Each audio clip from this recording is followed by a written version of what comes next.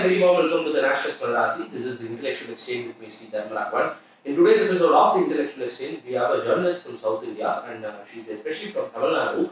And she has done various research on Dravidian politics. So we will decode the Dravidian politics and what are the myths and lies spread by them. You can see the Dravidian politics, which has been in the front line in the Indian politics as well. So we will decode it one by one. Namaste, Sandhya ma'am. Thank you for joining with us. Thank you for having me. It's always a pleasure talking to you. So thank you for giving us a wonderful opportunity to host you. Thank you, Dharma. Ma'am, so often you have been, closely observing the Dravidian politics. So I would like to start with what is this Dravidian model? After M.K. Stalin took charge as CM of Tamil Nadu, so he keeps on instigating that Dravidian model, and even in front of the Prime Minister of the country, he used to say that he should follow the Dravidian model as well. Firstly, what is the Dravidian model, ma'am, according to you? Well, frankly speaking, I really don't know what the Dravidian model is. Okay. But since Tamil Nadu has, after independence, been ruled by the Dravidian parties, ever since 1967, there has been no national party that has ruled Tamil Nadu. So, because of that, I guess the so-called Dravidian model has been coined. But we have to understand a few things about the Dravidian parties, especially the DMK. The DMK are masters of propaganda. Okay.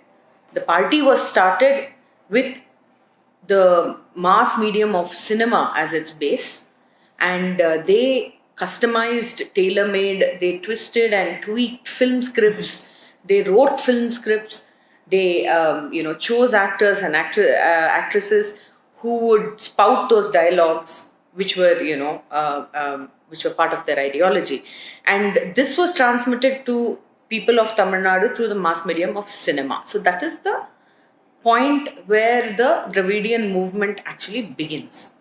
So when it comes to the DMK specifically, the current Chief Minister M.K. Stalin, his father Karunanidhi, was a very prominent script and dialogue writer in Tamil cinema.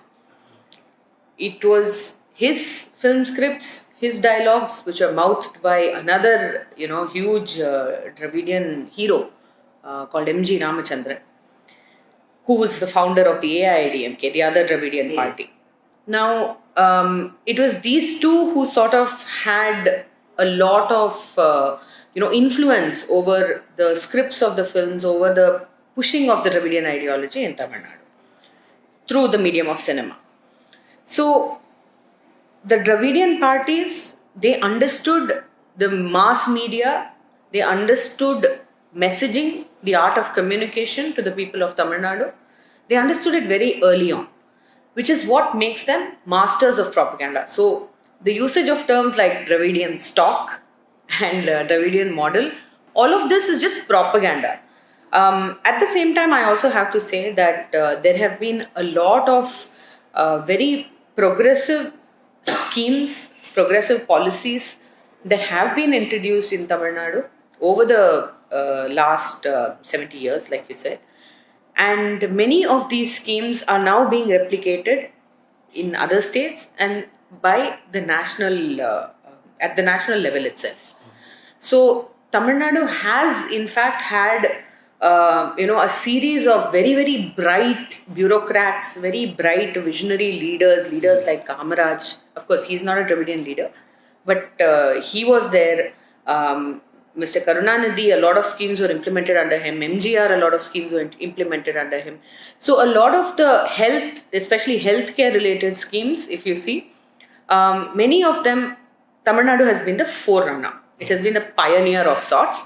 And these have, once it has become a success in Tamil Nadu, they have been adopted by other states and at the national level itself. Okay, got it. So, one such thing which we can see about the DMK is like they don't respect the god, especially Hindu gods as well. Their parent body, that is the Dravidian Kazhagam, they do this often, like day in and day out, all these Veeramanis and Subhavira Padyans or do all these stunts, and they used to say this. But even DMK now openly called for an abolition of Sanatana Dharma and compared it with AIDS and HIV and malaria, dengue, and other such diseases as well.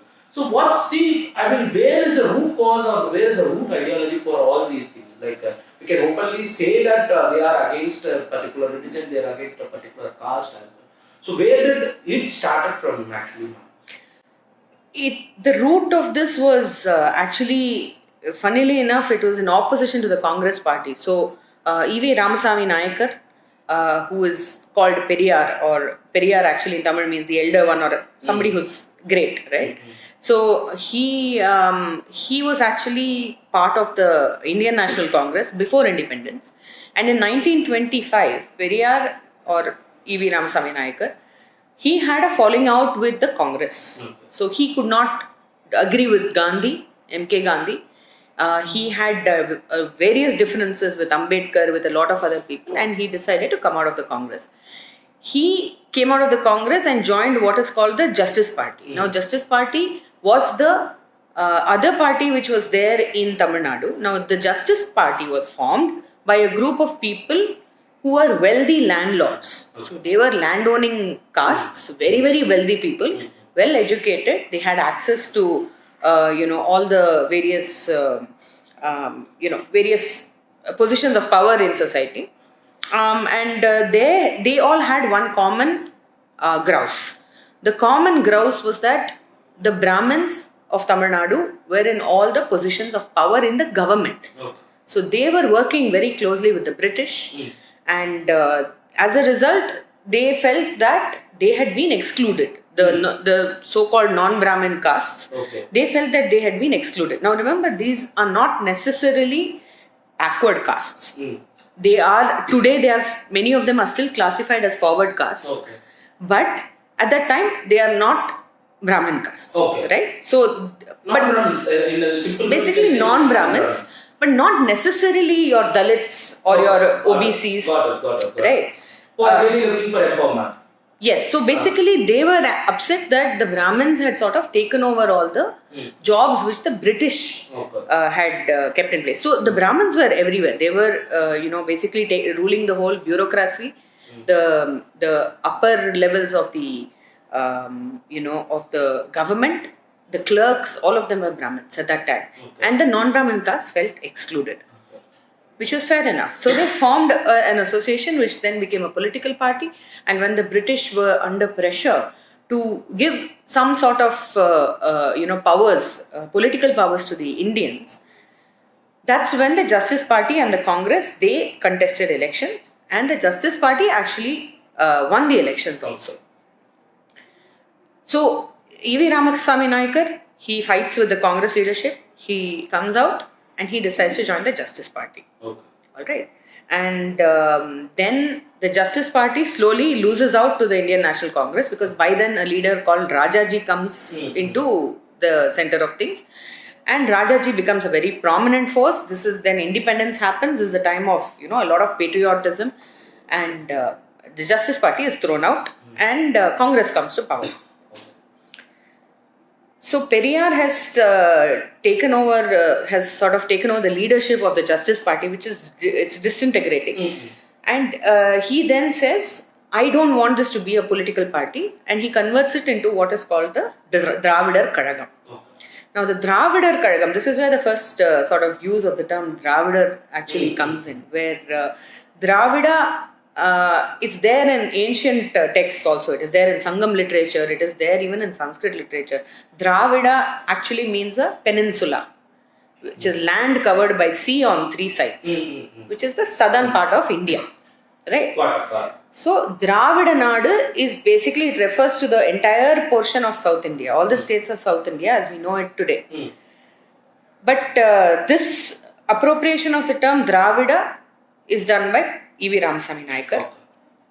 And he then, he gives credence to a fiction which was created by some of the British writers. The British guys who were here, some of them had come up with this theory that there were Aryans, an Aryan race. So basically the idea was, why are South Indians dark skin and why are North Indians fair skin, right? Like it's... Got it. So there was a theory that they are different races. And the British decided, they came up with some fake theory saying the Aryans had come from the steppes of Central Asia. Khyber and Bolan Pass. Exactly. So they came from there, they invaded India. And so the northern part of India, belonged to the Aryans. They invaded the land, and they came to the south also. And because some of the Brahmin, castes were light-skinned in Tamil Nadu, so therefore anybody who was light-skinned was called Aryans. So the theory that Periyar, which was originally started by the British, Periyar decided that this whole Aryan theory was correct, that Brahmins were actually Aryans who had come from some other part of the world invaded India, and they were dominating or ruling over all the other Dravidians of Tamil Nadu.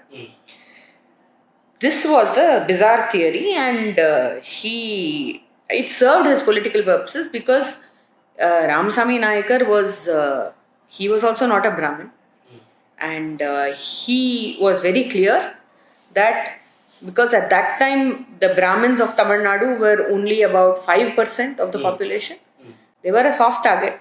They were not people who would fight. They would not retaliate. So if you harass a Brahmin, that Brahmin is not going to retaliate. Okay. That person is going to run away and hide. Okay. So they were a very sort of soft kind of people, soft targets, if you want to call it that. Of course, they did hold all the positions of power in the bureaucracy, in the courts, as magistrates, as accountants, clerks. All those positions were held by the Brahmins at that time. So Ramasamy Nayakar decided that these were soft targets, and in order to gain power in society, political power, he would have to do exactly what the British did, which was divide and rule. So it became Brahmins versus non-Brahmins. Okay.